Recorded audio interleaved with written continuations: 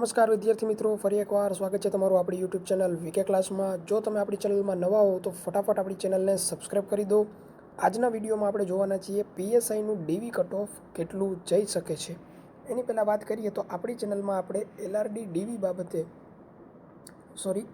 Merit બાબતે 2026નું prediction આપેલું છે.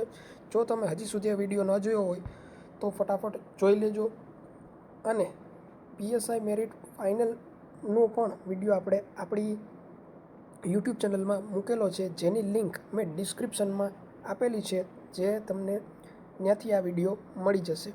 તો સ્ટાર્ટ કરીએ. આપણે આજનો જે વિડીયો છે એ પીએસઆઈ પરીક્ષા મેરિટ એનાલિસિસ 2025નું આપણે એમાં સંપૂર્ણ એનાલિસિસ જોશું અને 2026માં કેટલું રહી શકે એની આજે આપણે વાત કરવાના છીએ. સૌપ્રથમ વાત એ કહી દઉં કે ડોક્યુમેન્ટ વેરિફિકેશનથી આપણું ફાઇનલ કટ ઓફ કેટલું જશે એની વાત આપણે કરવાના છીએ. એટલે કે જો ડીવીમાં ફાઇનલ થઈ જાય તો ડોક્યુમેન્ટ માટે જે કમ્પ્લીટ થઈ જાય ત્યારબાદ જે રિઝલ્ટ આવશે એ ફાઇનલ હોતું નથી. એનાથી 4 કે 5 માર્ક પ્લસ ગણીને આપણે ફાઇનલ રિઝલ્ટ ગણવાનું હોય છે. સૌપ્રથમ આપણે ચર્ચા કરીશું 2025 ડીવી કટ ઓફનું સ્તર કઈ રીતે રહેશે, ત્યારબાદ 2026 ધોરણો માટે કેટલું રહી શકે. તો અહીં હું તમારી સામે સૌથી પહેલાં 2025નું ઉમેદવારો માટેની જે 472 ઉમેદવારો માટેની જે ભરતી હતી, ખાલી જગ્યા એટલી હતી, એના માટે સંપૂર્ણ જેટલા વિદ્યાર્થીઓને બોલાવેલા હતા એનું કેટેગરી વાઇઝ અહીં એનાલિસિસ તમારી સામે છે. જેમાં જનરલ માટે 404, એસસીબીસી માટે 263, એસટી માટે 146, ઈડબ્લ્યુએસની 100 માટે અને એસસી માટે 67 જેટલા જે ઉમેદવારો હતા એને આપણે ડીવી માટે બોલાવેલા હતા 2025માં. ત્યારબાદ આપણે જોઈએ કે ડીવીનું જે કટ ઓફ હતું એ 2025નું કેટલું રહ્યું હતું. તો 2025માં મેલ અને ફિમેલનું કટ ઓફ કંઈક આ રીતે રહ્યું હતું, જેમાં આપણે લોકોને ખ્યાલ છે બંને પાર્ટ એટલે કે બંને પેપરમાં 40% માર્ક્સ થાય ત્યારબાદનું આ રિઝલ્ટ બને છે. જેમાં પુરુષ કેટેગરીનું જનરલનું મેરિટ હતું 225, જેને આટલા માર્ક હતા એ લોકો ડીવી માટે ક્વોલિફાઈડ થયા હતા. પુરુષમાં ઈડબ્લ્યુએસ માટે 221 માર્ક જે પણ ડીવી માટે કન્ફર્મ થયા હતા. એસસીબીસી માટે 220 માર્ક ડીવી માટે આ બોલાવેલા. એસસી માટે 215, એસટી માટે 198.50. તેવી જ રીતે મહિલા ઉમેદવારોમાં જનરલ માટે 211, એસસીબીસી માટે 206 અને ઈડબ્લ્યુએસ માટે 205, એસસી માટે 200.25, એસટી માટે 184. તો આ રીતે કંઈક ડીવીનું જે કટ ઓફ મેરિટ હતું એ 2025માં રહેલું હતું. જેમાં આપણને ખ્યાલ છે પેપરનું લેવલ જે પ્રિલિમ્સનું હતું એ ખૂબ જ ઇઝી કહી શકાય, કારણ કે એમાં નોર્મલી જે મેથ્સ રિઝનિંગના પ્રશ્નો હતા એ વન લાઇનર સ્વરૂપે હતા.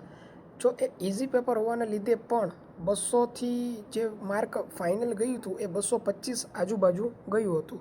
પણ આપણને ખ્યાલ છે કે આ વખતેનું જે પીએસઆઈનું પેપર હતું એ મેથ્સ રિઝનિંગ એવરેજ હતું અને ત્યારબાદ જે જીકેનું પેપર હતું એ જીકેનું પેપર ખૂબ જ હાર્ડ હતું.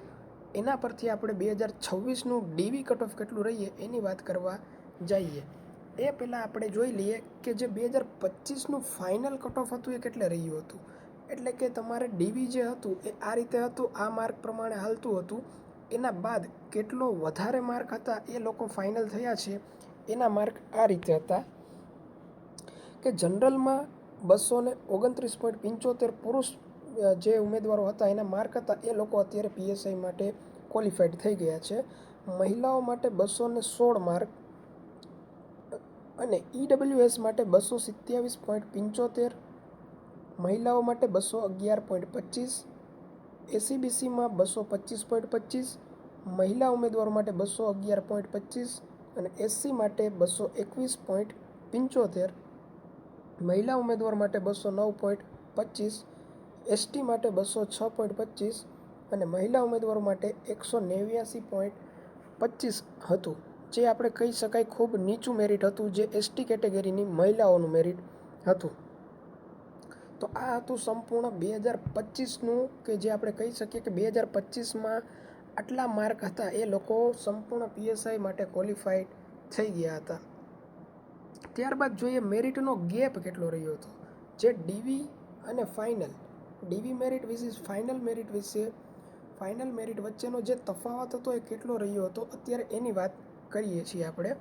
કે ડોક્યુમેન્ટ વેરિફિકેશન આપણને યાદ છે એ રીતે કે જે 225 હતું પુરુષોનું, એની સાપેક્ષે જે ફાઇનલ કટ ઓફ આવેલું 229, એમાં 4.75 માર્કનો ગેપ જોવા મળેલો હતો. ડીવીથી વધારે એટલા માર્ક હતા એ લોકોને ક્વોલિફાઈડ થયા. ઈડબ્લ્યુએસમાં ઉછાળો જોવા મળ્યો હતો 6.75, એસસીબીસીમાં ઉછાળો જોવા મળ્યો હતો 5.25, એસસી માટે 6.75 અને એસટી માટે 7.75. ત્યારબાદ જનરલની મહિલાઓ માટે જે વધારો જોવા મળેલો હતો ડીવી બાદનો એ 4.50, ઈડબ્લ્યુએસ માટે વધારો જોવા મળેલો હતો 6.25, એસસીબીસી માટે 5.25 અને સૌથી વધારે મહિલા કેટેગરીમાં વધારો જોવા મળ્યો હતો 9 માર્ક્સનો, જે એસસી કેટેગરીની મહિલા ઉમેદવારો માટે જોવા મળ્યો હતો. એસટી માટે 5.25. આ રીતે કંઈક વધારો જોવા મળ્યો હતો. પણ હવે આપણને ખ્યાલ છે કે 2026માં આ રીતનો ગેપ રહેશે નહીં. કારણ કે એમાં થશે એવું કે જે ગઈ વખતેનું પેપર હતું એમાં તમામને પાર્ટ એ અને બીમાં જે માર્ક હતા એ થઈ જતા હતા. પણ આ વખતે માર્ક થવા માટે પાર્ટ બીમાં કોઈને માર્ક થતા નથી. એના માટે આપણું જે મેરિટ છે એ નીચું ગયું છે. એટલે પણ ડીવી બાદ જે ફાઇનલ મેરિટ આવશે એમાં મહત્તમ ઉછાળો જોવા મળી શકે છે. હવે આપણે વાત કરીએ કે કટ ઓફ પાસ કરવાથી નોકરી મળતી નથી. ફાઇનલ સિલેક્શન માટે ડીવી કટ ઓફ કરતાં સરેરાશ 5થી 9 માર્ક્સ વધુ લાવવા ફરજિયાત બને છે. ત્યારબાદ આપણે ફાઇનલમાં સ્થાન મેળવીશું. વધી આગળ આ છે માજી સૈનિકો એટલે કે એક્સ સર્વિસમેનનું કટ ઓફ રેન્જ. એમની પણ વાત કરી દઈએ. 128.25, 135, 154, 166.50 સમથિંગ રહેલું હતું. હવે 2026માં ડીવી કટ ઓફની જે મારા મત મુજબની જે ધારણા છે એ હું તમારી સમક્ષ રાખી રહ્યો છું.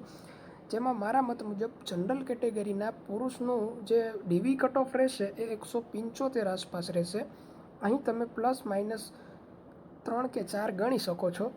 ત્યારબાદ મહિલા કેટેગરી માટે 165 આજુબાજુ રહી શકે છે. મિત્રો, આ એક અંદાજી હોય છે, જેમાં સાચું પ્રિડિક્શન તો જે ભરતી બોર્ડ દ્વારા જ આપી શકાય છે.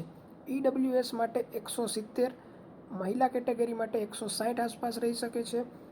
એસસીબીસી માટે 173, મહિલા કેટેગરી માટે 163, એસસી માટે 165 પુરુષ ઉમેદવાર, મહિલા કેટેગરી માટે 160, જે આટલા માર્ક આજુબાજુ રહી શકે છે.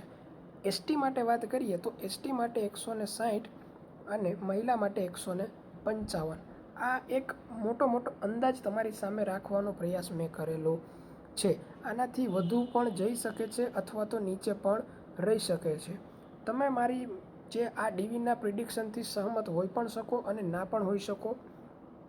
તમે તમારો મંતવ્ય કમેન્ટ બોક્સમાં રજૂ કરી શકો છો. ત્યારબાદ જો તમારે આટલા માર્ક ન થતા હોય તો તમારી સામે આપણે આપણી ચેનલમાં સીસીઈને બૂસ્ટ કરવા માટે સંપૂર્ણ વિજ્ઞાન સિરીઝ શરૂ કરી છે. જે તમે આપણી જે પ્લેલિસ્ટ છે એની લિંક પણ આપણે આપણા ડિસ્ક્રિપ્શનમાં રાખેલી છે. તમે સીધા એમાં જોઈ શકો છો.